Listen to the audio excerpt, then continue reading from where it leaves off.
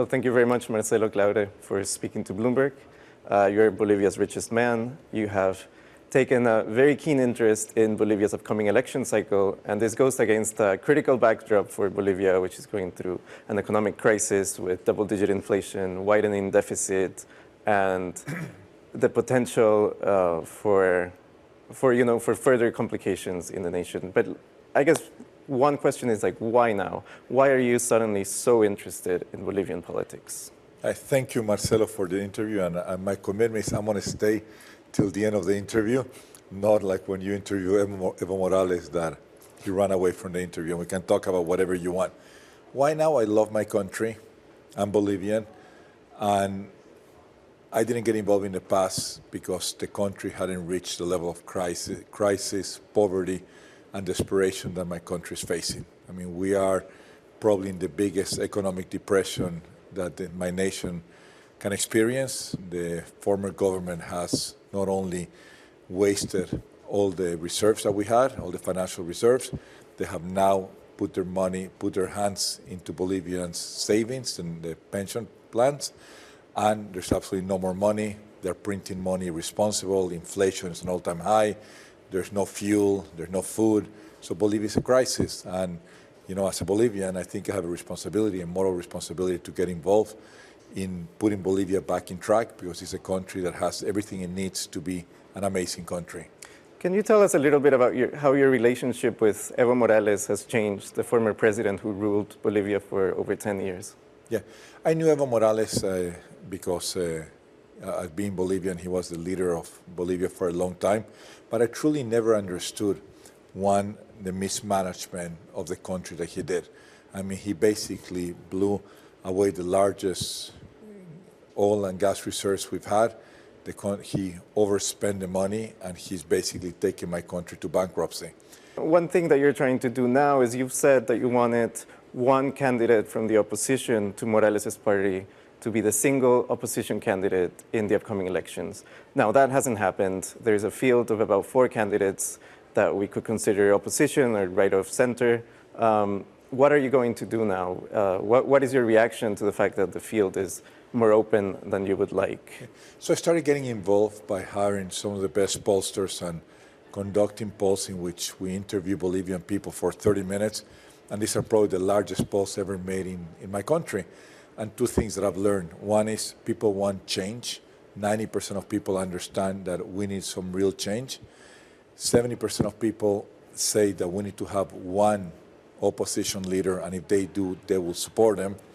And what that tells me is that Bolivia needs to elect a leader that will control the House, that will control the Senate, that will be able to call a referendum in order to change laws to make Bolivia a prosperous economy.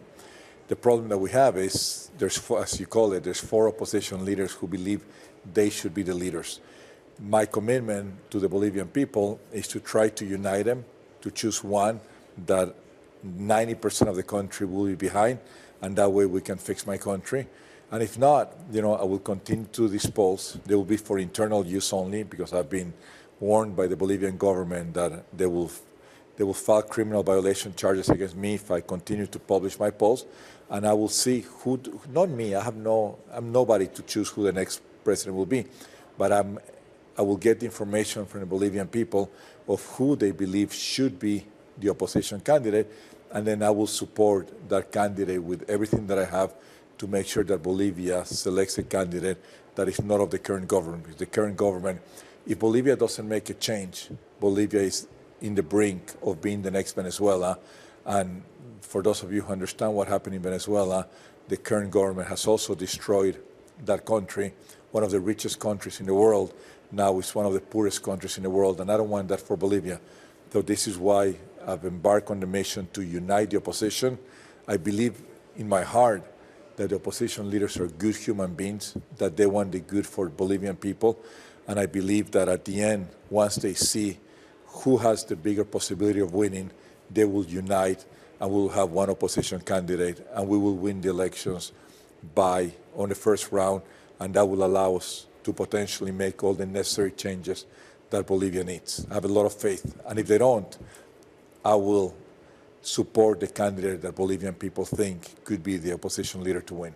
And what do you mean by support? Is this logistical support, financial support? If it's financial support, how much money are we talking about here? It's everything, right? I'm committed. This is my most important project. This is where I wake up every day thinking about Bolivia. I go to bed every day thinking about Bolivian people. So, we will put whatever financial resources are necessary. I believe that Bolivian people believe me. They have seen what we've done in my football team that shows that Bolivians can. They've seen that now Bolivia is going to the World Cup in the under-17 because we started showing that Bolivian kids are good as anybody else. So I have a good rapport with most of Bolivians, and they believe me when I tell them that this was the right leader to back. So I'm going to use everything that I have, technology, financial resources, my voice, my support. Now, once we choose that candidate, I'm going to be all in to help him or help her secure that spot as being the next Bolivian president. But that's the easy part. The easy part is, it's for us to lose. 90% of people want change. The hard part begins on day one. Bolivia, as you know, is in the deepest financial crisis of its history. But the good thing is Bolivia is such a rich country. 1/3 of Bolivia's lithium sits in Bolivia. Bolivia has mining resources. Bolivia has agricultural resources. Bolivia has a lot of protein meat to be exported. Bolivia is an incredible country from a touristic perspective. So Bolivia has so much to offer, but we're going to have to go through some tough times in order to do some economic adjustments to get Bolivia back. And I say that's phase number 2. That's important. But I think I want to ask you also, you're playing this very important role in the election. You're not an elected official. Why should a person like you, who's very wealthy, have this amount of influence over the election? And how do you take that responsibility, and how do you assure the public that you wouldn't use your money and your influence in a way that is harmful to Bolivia? Yeah. I come with good intentions, but I don't blame some people who will look and say, what is it that Marcelo really wants? And all I want is a Bolivia that my kids can go back to Bolivia, that young people can be properly educated, that we can take advantage of the richness of my country. I have no political interest in Bolivia. I have no economic interest in Bolivia. I'm not looking to make any investments unless it's done fully transparent. And there's some costs that you get in life, right? Like I said, like I shared with you before, I've been very lucky. I've built 2 of the companies that are number 1 in the world, and that's great, right? You can say I've been world champion twice, but there's nothing I could ever do in my life that could have more impact than changing the trajectory of the lives of 11 million people. So are there any parallels between what you're trying to do and Elon Musk, for example, and his role in the US election in helping elect Donald Trump? I think now we've seen people of immense wealth try to influence elections. Do you see yourself doing that? I don't see it. I know what my intentions are. I have no idea what Elon's intentions are or were or will be. Mine are intentions. I want to help fix my country. I want to bring prosperity to the kids of Bolivia, and that's it, right? And some people find joy by donating and having a building with their name in a prestigious Ivy League university or having a wing of a hospital.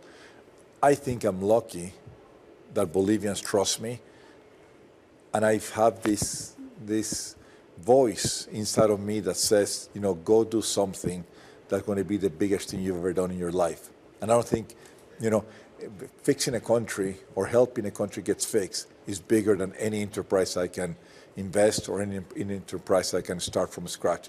So and this what has role been motivated. What role could you potentially have in a new administration in case there is a change towards the right? So the first thing that I've done is I've been working on Bolivia's economic recovery. We have a plan. We have an amazing plan of what does it take to get Bolivia out of this incredible crisis that we're in and get back on a path to recovery. And that is my gift to the new elected official, to say this is a great economic recovery plan that has been vetted by some of the world's best economists and been put together with a really experienced team of people, both Bolivians and foreigners who've done this before. It's up to the new leader to decide if they want to use this 100%, 80%, 50%. I think is so good that they will use a big part of that. Secondly, I will make myself available to whatever role that elected official wants me to play. Where I think I can add a lot of value to Bolivia is, having been the CEO of SoftBank International, having been one of the largest investors in the planet, I have access to a tremendous amount of capital that is looking to make great investments. But first, we got to fix Bolivia. We got to dress the bride. We got to make sure that this is an incredible country with clear rules, with clear economic reforms that welcomes foreign direct investment. And I see myself as, instead of selling investments, to go sell and show people why Bolivia could be an incredible investable country for some of the sovereign funds around the world, for some of the large investors around the planet. Marcelo Claure, thank you very much for talking to Bloomberg. Thank you.